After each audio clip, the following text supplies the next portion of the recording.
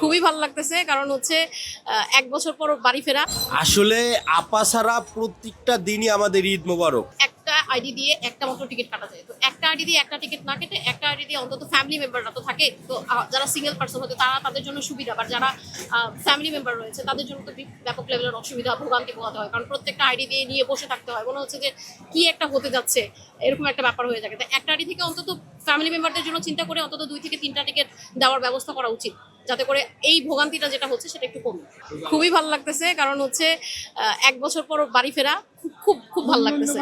এবার আপনার কাছে খুব সহজ মনে হচ্ছে? হ্যাঁ, এই গতবার যেটা হয়েছিল সেটা হচ্ছে আমি এয়ারপোর্ট থেকে উঠেছিলাম, আমার খুবই তিক্ত অভিজ্ঞতা ছিল, মানে আমি ট্রেনের দরজায়ও উঠে দাঁড়ানোর মতো স্পেস ছিল না। তো আলহামদুলিল্লাহ এবার ২৭ রমজান, এখন পর্যন্ত স্পেস এবং বসে আছি, এটা আল্লাহর কাছে শুকরিয়া।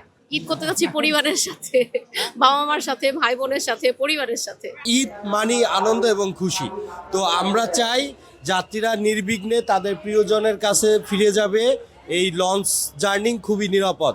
আমি পার্সোনালি সকাল ৯টা বাজে আমি এসে আমার ফ্যামিলিকে যাওয়ার জন্য যে জায়গা বা স্থান রাখার জন্য আমি এসেছি, এবং আশা করি ফ্যামিলির সাথে আমি একসাথে করে আমি সঠিক সময়ে কোনো যানজটবিহীন আমি আমার গন্তব্যে পৌঁছাতে পারবো। আসলে আপা ছাড়া প্রত্যেকটা দিনই আমাদের ঈদ মোবারক।